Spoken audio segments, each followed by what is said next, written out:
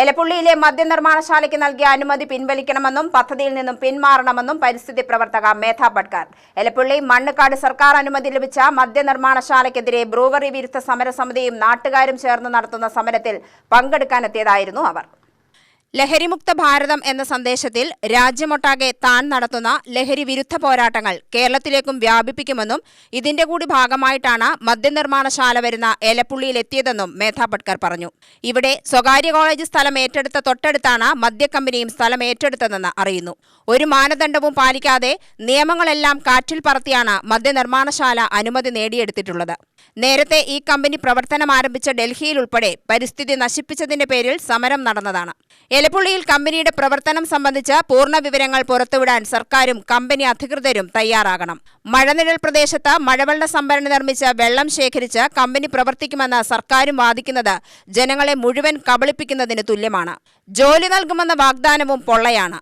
സർക്കാർ പറയുന്നത് പോലെ ഇന്ധനക്ഷാമം തീർക്കുകയാണ് ലക്ഷ്യമെങ്കിൽ അതിനുള്ള പ്ലാന്റിനു മാത്രം അനുമതി നൽകാമായിരുന്നില്ലേ?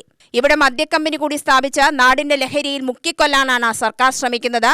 ജലമൂറ്റിയതിന്റെ പേരിൽ കോളക്കമ്പനിയെ തുരത്തിയ നാട്ടിൽ മദ്യനിർമ്മാണശാലയ്ക്ക് അനുമതി നൽകിയതിനു പിന്നിൽ അഴിമതിയും ദുരൂഹതയും ഉണ്ടെന്നും ഈ നാട്ടിലുള്ളവരുടെ സമരത്തിന് പൂർണ്ണ പിന്തുണ നൽകുന്നതായും മേധാ ഭട്കർ പറഞ്ഞു. Have they really studied the environmental impact assessment? Did the Coca-Cola factory really created jobs? Even if they create jobs, it is generally daily wage earners and contract laborers. It's not the jobs that the people are looking for. People are looking for the real good support price for every agricultural produce. That is what our farmers movement are for. Even LDF leaders are part of this Sanyukta Kisan Morcha. So they also should take a position as members of the Politburo to save this land and to save the people's right to life and livelihood. They claim zero waste. Yes, it came zero waste, but that's not possible. Effluents are bound to come up. Even Narmada is polluted from the industrial estate. The effluents flow through one river to another river to the third river, Narmada. All rivers are facing the same. So what will happen to the tributary of Bharatapulla nearby? And where will that water flow? And where will that water flow? It will be flowing into the Bharatpulla.